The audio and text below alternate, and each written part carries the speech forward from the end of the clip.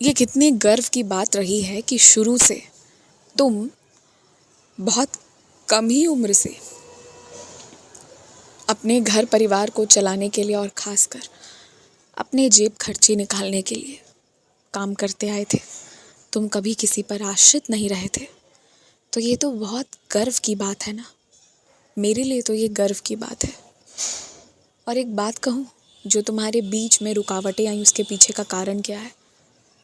देखो, तुम्हारी काबिलियत तो है तुम्हारे अंदर और तुमसे ज़्यादा लोगों को विश्वास है तुम पर, परंतु वो काबिलियत के साथ अगर कड़ी मेहनत का मिश्रण नहीं होगा तो जीवन रुक जाएगी, उसे कोई नहीं बढ़ा सकता। तो अभी भी तुम मेहनत करोगे तो सब हो जाएगा और अच्छे से हो जाएगा। तुम्हारे घर पर जिस व्यक्ति को साल में एक बार खुशी से, क्योंकि वो व्यक्ति बहुत अच्छा काम करता है, उसे जो तनख्वाह मिलती है ना, तनख्वाह के ऊपर से जो दुगनी तनख्वाह मिलती है, उसमें से उसने तुम्हारे लिए भी हिस्सा रखा है। और मुझे पता है कि वो तुमसे ज़िद करेगा कि तुम कुछ ना कुछ तो लो। वो तुम्हें पैसे तो नहीं देगा, परंतु कोई ना कोई सामान ज़रूर देगा। और जब वो व्यक्ति तुम्हें कोई सामान बोले कि क्या लेना है, तब तुम्हें ध्यान रखना है कि तुम वही लेना जिसकी तुम्हें आवश्यकता है। और अगर आवश्यकता किसी चीज़ की नहीं होगी तो कोई आभूषण लेकर रख लेना, परंतु जो चीज़ें हैं बहुत सारी मात्रा में है, उसे लेने की कोई ज़रूरत नहीं है। घर के जो बड़े हैं ना, वो तो मेहनत करके वहाँ तक आए हैं, उस स्थान तक आए हैं कि अब वाकई में वो धन अर्जित करें, वो अच्छा जीवन जिए। परंतु घर के बच्चों के हाथ में अगर बिन मेहनत के पैसे मिलेंगे ना, तो उन्हें कभी भी काम की जिम्मेदारी नहीं समझ आएगी। उन्हें मेहनत, उन्हें कड़ी मेहनत, तपस्या, लगन, इन शब्दों का अर्थ वास्तविकता में समझ ही नहीं आएगा।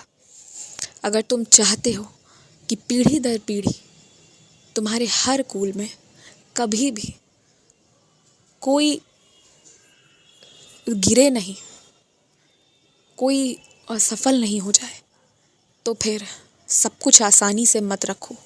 कुछ चीज़ों को थोड़ा मेहनत करके हासिल करने दो, प्राप्त करने दो। जब तक कोई व्यक्ति मेहनत नहीं करेगा और लोगों से मिलेगा नहीं ना, समाज के बंद कमरे में आराम से बैठे हुए, तो उसे कभी भी किसी की समस्या भी समझ नहीं आएगी, उसे दुख का अनुभव ही नहीं होगा, तो वो कभी समाधान के लिए काम कर भी नहीं पाएगा। ये बात समझो। तुम अगर खुद अपनी बात करो तो तुम तो हर एक व्यक्ति जो घर के काम करते हैं, छोटे मोटे काम करते हैं, थोड़ा बहुत सामान बेचकर जीवन यापन करते हैं, जो रिक्शा चलाते हैं, जो साफ सफाई करते हैं, तुम तो इन सारे लोगों से अच्छे से मिलते जुलते बात करते हो, इनका कष्ट भी समझते हो, उनके दर्द, उनकी तकलीफ़, उनका डर सब समझते हो। ये सब समझते हुए तुम आगे बढ़े हो, इसलिए तुम उन्हें जो देते हो, जो करते हो, बेहतर नहीं बेहतरीन करते हो। और यही आदत, यही संस्कार अपने घर के बच्चों में भी डालो, तुम्हारे जैसा वो बने।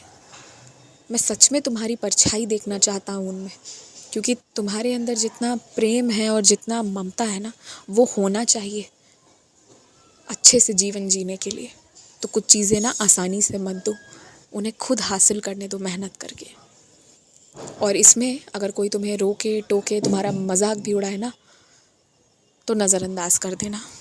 खुश रहो।